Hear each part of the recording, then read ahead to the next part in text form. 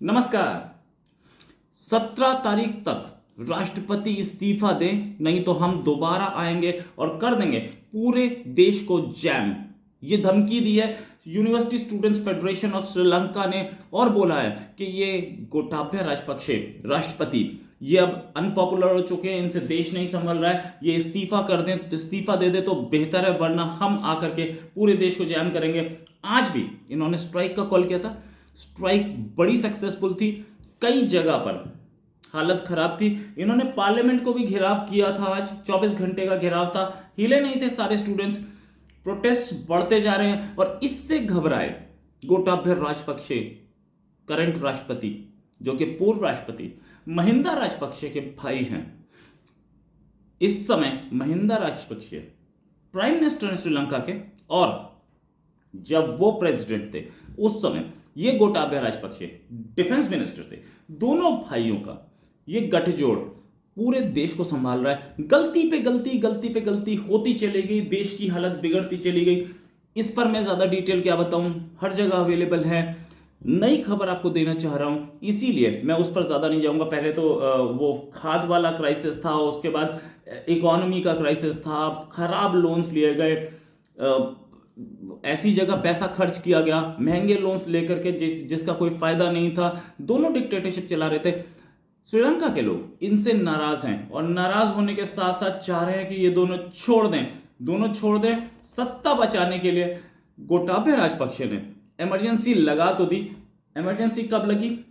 आज 7 तारीख है। ये 7 तारीख की सुबह सुबह, यानी कि 6 तारीख की रात 12 बजे लगी। अभी उसको लगे हुए कुछ ही घंटे हुए इमरजेंसी को, और साथ में पिछली इमरजेंसी 1 अप्रैल को लगाई थी, 5 अप्रैल को हटाएगी। 5 दिन कंट्री इमरजेंसी में था। ये इमरजेंसी कितनी देर चलेगी ये नहीं पता है। प्रोटेस्ट बढ़ते जा रहे हैं। 17 तारीख सामने खड़ी है। महज 10 दिन का टाइम दिया है कि 10 दिन में इस्तीफा दे दें। गोटाबया छोड़ने के मूड में नहीं, कुर्सी से चिपके हुए हैं। प्रोटेस्ट तगड़े हैं, डिमांड किया जा रहा है रेजिग्नेशन। हालत यह है कि खाने पीने की प्राइसेस बहुत बढ़ चुकी हैं, तेल है नहीं, $50 मिलियन पे आ चुका है फॉरेन एक्सचेंज रिजर्व्स। तो खरीदेंगे कहां से तेल, कहां से खरीदेंगे तेल, कहां से खरीदेंगे गेहूं, कहां से खरीदेंगे अनाज। गेहूं अनाज भी इनकी अपनी पॉलिसी की वजह से अन्न कम हुआ, अनाज कम हुआ, जो कि लोग नहीं खा पा रहे। आज भी श्रीलंका की असेंबली के बाहर, यानी कि पार्लियामेंट के बाहर प्रोटेस्ट हुए, जिसको जो स्टूडेंट्स का प्रोटेस्ट था, और उस स्टूडेंट्स को हटाने के लिए लाठी चार्ज किया गया, टीयर गैस शेल्स छोड़े गए, यानी कि आंसू गैस छोड़े गए। लेकिन स्टूडेंट्स छोड़ने के मूड में नहीं थे। वो गोटाबया का इस्तीफा चाहते हैं किसी भी सूरत हाल में। धंसती हुई इकोनॉमी, डूबती हुई इकोनॉमी श्रीलंका, और ऐसे हो रहा है, कंट्री की हालत बुरी। और ऐसे में गवर्नमेंट पार्लियामेंट में अपनी मेजॉरिटी साबित करने के लिए एक डेप्यूटी स्पीकर को इलेक्ट करने के लिए बिल लाई और उसे पास करा लिया। इसका मतलब गोटाबया ने यह प्रूव किया कि मेरे पास मेजॉरिटी है, मैं इस्तीफा क्यों करूं। लेकिन अपनी इतिहास का सबसे खराब इकोनॉमिक टर्मोइल झेलता हुआ श्रीलंका क्या गोटाबया का अवार्ड झेलने के मूड में है? दिख तो नहीं रहा। 17 तारीख को अगर इन्होंने इस्तीफा नहीं दिया तो कंट्री आगजनी में घुस सकता है, एनार्की में घुस सकता है, ऐसा बोल रहे हैं एक्सपर्ट्स। साथ में ये भी कि तेल की कमी, फॉरेन एक्सचेंज की कमी और स्टूडेंट्स की सीज, जो यूनियंस हैं वो ये बोल रहे हैं, स्टूडेंट यूनियंस वो ये बोल रहे हैं कि हम पूरे देश को स्ट्राइक पे ला देंगे, और स्ट्राइक पे लाने के बाद हम इस कंट्री को स्टैंड स्टिल पे ला सकते हैं। हम इस कंट्री की अगर गोटाबया ने रिजाइन नहीं किया तो हमारा प्रोटेस्ट अक्रॉस द आइलैंड होगा, पूरे कंट्री में होगा। 2000 के आसपास यूनियंस ने स्ट्राइक इकट्ठी की थी। 17 तारीख को ये 2000 यूनियंस फिर से सड़कों पर आ जाएंगी। अभी बहरहाल इमरजेंसी लगी है।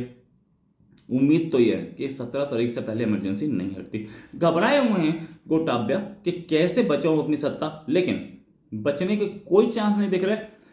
गोटाबया राजपक्षे और महिंदा राजपक्षे दोनों को सिर्फ एक चीज की सजा मिल रही है कि वो चीन के बहुत ज्यादा करीब पहुंच गए। चीन के बहुत ज्यादा करीब मीन चीन पे बहुत ज्यादा विश्वास कर लिया, चीन से लोन लेते चले गए, और लोन लेने के बाद उसको ऐसी जगह लगाया दोनों भाइयों ने कि वो वहां पे इनका लिया हुआ कर्जा डूब गया, वहां से रिटर्न्स आए नहीं और कर्जे को वापस करना पड़ा एक बहुत ऊंची कीमत पे, हाई इंटरेस्ट रेट पे। उस हाई इंटरेस्ट रेट का नतीजा कि फॉरेन एक्सचेंज रिजर्व्स सीधे सीधे डूबे। यह है श्रीलंका की कहानी, दो भाइयों की कहानी, गोटाभ्य राजपक्षे और महिंदा राजपक्षे। दोनों के दोनों एक अरसा हो गया, एक लंबा अरसा हो गया कि दोनों के दोनों श्रीलंका की राजनीति पे हावी हैं। करीब 15 साल से ज्यादा हो गए दोनों के दोनों श्रीलंका की राजनीति पर हावी हैं। और वो दोनों के दोनों की जो सत्ता है, जिसने इस आइलैंड का पॉलिटिकल यानी कि डिप्लोमैटिक टिल्ट किया चाइना की ओर, जिससे अमेरिका नाराज, इंडिया से तो खैर कहां बननी थी, अमेरिका नाराज, वेस्ट नाराज, सब नाराज, जिनसे एड मिल रही थी उनके खिलाफ जाके चाइना के पास जाना और चाइना से दोस्ती करना, चाइना से इन्वेस्टमेंट कराना, हम्बन टोटा पोर्ट चाइना को देना, ये शायद वेस्ट को पसंद नहीं था। क्योंकि इंडियन ओशन में श्रीलंका की पोजीशन बड़ी स्ट्रेटेजिक बनती है, एक ऐसा आइलैंड जिससे कि आप पूरे इंडियन ओशन पर नजर रख सकते हैं, और उसका भी सबसे नीचे, सबसे सदर्न मोस्ट टिप हम्बन टोटा, वो दे दिया गया श्रीलंका को। मैटर बहुत सीरियस था, इसलिए दोनों भाइयों की गलती, दोनों भाइयों ने अपने अपने टेन्योर पे, अपने अपने टाइम पे यही गलत डिसीजन लिए कि वो चाइना की ओर बढ़ते चले गए। उसका नतीजा ये, अदरवाइज चंद्रिका कुमारतुंगा चला रही थी, विक्रम सिंघे चला ही रहे थे, इससे पहले भी लोग चला रहे थे, बहुत अच्छा चला रहे थे देश को, कोई क्राइसिस नहीं थी। किस्मत बोलिए कि उसी टाइम पर कोरोना आया और टूरिज्म इंडस्ट्री डूब गई। लेकिन कोरोना भी देन किसकी थी? शायद चीन की। तो इस चीन ने डुबोया श्रीलंका को, और इस पोजीशन पे आ गई कहानी कि महिंदा और गोटाभ्या दोनों का पॉलिटिकल करियर खत्म हो सकता है।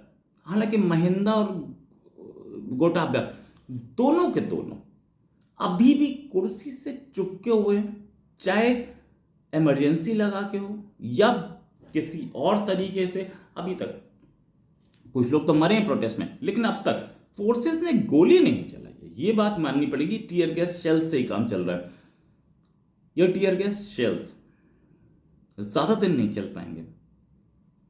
प्रोटेस्ट वायलेंट होने का डर है। 17 तारीख के बाद, जो कि स्टूडेंट्स यूनियन ने बोला है कि 17 तारीख के बाद हम आ रहे हैं दोबारा, और उससे पहले दोनों भाई रिजाइन कर दें या गोटाभ्य रिजाइन कर दें तो बहुत अच्छा, क्योंकि गोटाभ्य एक बार गए तो प्राइम मिनिस्टर तो आराम से निकल जाएगा, और सारी पावर्स, एग्जीक्यूटिव पावर्स गोटाभ्य के हाथ में है। गोटाभ्य ये भी सोच रहे थे, गोटाभ्य ने कहीं पे बोला भी था, जो खबरें मिल रही हैं कि वो ये कोशिश कर रहे हैं कि प्रेसिडेंशियल फॉर्म ऑफ डेमोक्रेसी से इसको prime ministerial form of democracy में ले जाए। लेके तो तब जाएंगे ना जब हटेंगे या कुछ करने लायक होंगे। अभी तो सिचुएशन इतनी बुरी है कि कुछ करने लायक नहीं है गोटाभ्या के पास, मुझे ऐसा लग रहा है। और जो एक्सपर्ट्स बोल रहे हैं कि या तो खून खराबा दिख रहा है या गोटाभ्या का जाना पक्का है। इसी के साथ एक और खबर के फिर हाजिर होते हैं। नमस्कार, जय हिंद।